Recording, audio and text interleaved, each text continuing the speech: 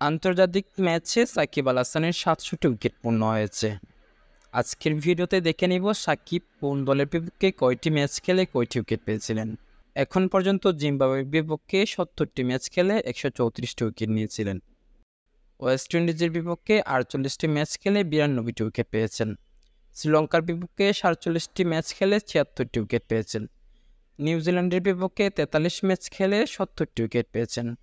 ইন্ডিয়ার বিপক্ষে ৩৭ ম্যাচ খেলে ৫৬টি উইকেট পেয়েছেন। ইংল্যান্ডের বিপক্ষে ২৮ ম্যাচ খেলে ৫৩টি উইকেট পেয়েছেন। আফগানিস্তানের বিপক্ষে ২৭ ম্যাচ খেলে ৫০টি উইকেট পেয়েছেন। সাউথ আফ্রিকার বিপক্ষে ৩১ ম্যাচ খেলে ৩৯টা উইকেট পেয়েছেন।